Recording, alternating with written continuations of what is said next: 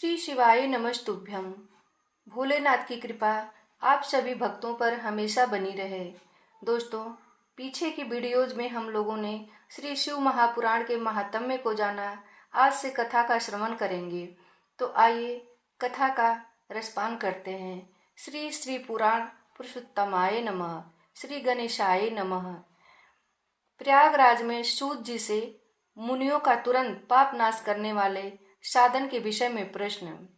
आदंत मंगलम जात समान भाव मार्यम तमीशम जरामरमात्म देवम पंचाननम प्रबल पंच विनोदशीलम संभावये मनसि शंकरम विकेशम। अर्थात जो आदि और अंत में नित्य मंगलमय है, जिनकी समानता अथवा तुलना कहीं भी नहीं है, जो आत्मा के स्वरूप को प्रकाशित करने वाले देवता हैं, जिनके 5 मुख हैं और जो खेल ही खेल में अनायास जगत की रचना, पालन और संहार का अनुग्रह एवं तिरोभाव रूप 5 प्रबल कर्म करते रहते हैं, उन सर्वश्रेष्ठ अजर अमर ईश्वर अंबिकापति भगवान शंकर का मैं मन ही मन चिंतन करता हूँ। व्यास जी कहते हैं, जो धर्म का महान क्षेत्र है और जहाँ गंगा यमुना का संगम हुआ है, उस परम पुण्यमय प्रयाग में जो ब्रह्मालोक का मार्ग है, सत्यव्रत में तत्पर रहने वाले महातेजस्वी महाभाग महात्मा मुनियों ने एक विशाल ज्ञान यज्ञ का आयोजन किया। उस ज्ञान यज्ञ का समाचार सुनकर पौराणिक शिरोमणि व्यास शिष्य महामुनि सूत जी वहां मुनियों का दर्शन करने के लिए आए।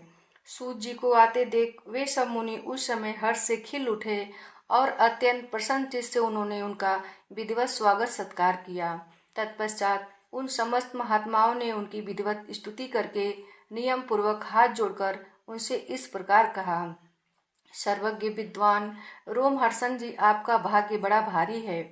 इसी से आपने व्यास जी के मुख से अपनी प्रसन्नता के लिए संपूर्ण पुराण विद्या प्राप्त की है, इसलिए आप आश्चर्य स्वरूप कथाओं के भंडार हैं। ठीक उसी तरह जैसे रत्नाकर समुद्र बड़े बड़े सारभूत रत्नों का आगार हैं, तीनों लोकों में भूत, वर्तमान और भविष्य तथा और भी जो कोई वस्तु है वह आपसे अज्ञात नहीं है। आप हमारे सौभाग्य से इस यज्ञ का दर्शन करने के लिए यहाँ पधार गए हैं और इसी व्यास से हमारा कुछ कल्याण करने वाले हैं, क्योंकि आपका आगमन निरर्थक नहीं हो सकता।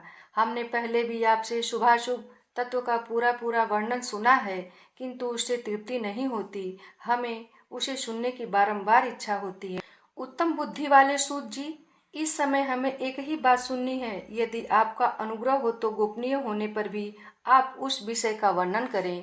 घोर कलयुग आने पर मनुष्य पुण्य कर्म से दूर रहेंगे, दुराचार में फंस जाएंगे और सबके सब सत्य भाषण से मुंह फेर लेंगे, दूसरों की निंदा में तत्पर होंगे, पराये धन को हड़प लेने की इच्छा करेंगे, उनका मन पराई स्त्रियों में आसक्त होगा तथा वे दूसरे प्राणियों की हिंसा किया करेंगे, अपने शरीर को ही आत्मा समझेंगे, मूढ़, नास्तिक और पशु बुद्धि रखने वाले होंगे, माता पिता से द्वेष करेंगे, ब्राह्मण लोभ रूपी ग्राह की ग्रास बन जाएंगे, वेद बेचकर जीविका चलाएंगे, धन का उपार्जन करने के लिए ही विद्या का अभ्यास करेंगे और मत से मोहित रहेंगे, अपनी जाति के कर्म छोड़ देंगे, प्रायः दूसरों को ठगेंगे, तीनों काल की छंदोपासना के दूर रहेंगे और ब्रह्म ज्ञान से शून्य होंगे।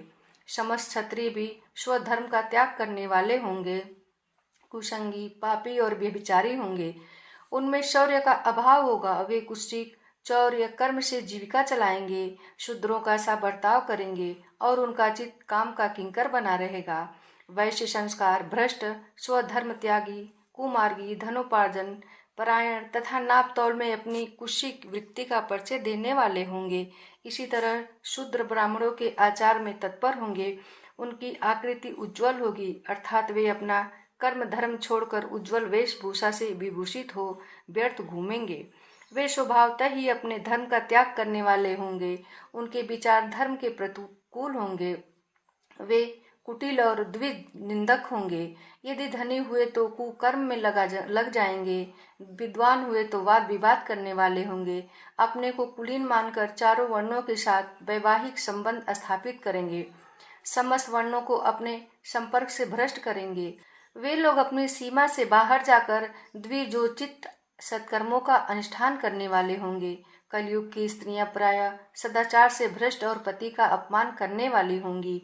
सास ससुर से द्रोह करेंगी, किसी से भय नहीं मानेंगी, मलिन भोजन करेंगी, कुत्सित हाव भाव में तत्पर होंगी। उनका शील स्वभाव बहुत बुरा होगा और वे अपने पति की सेवा से सदा ही विमुख रहेंगी।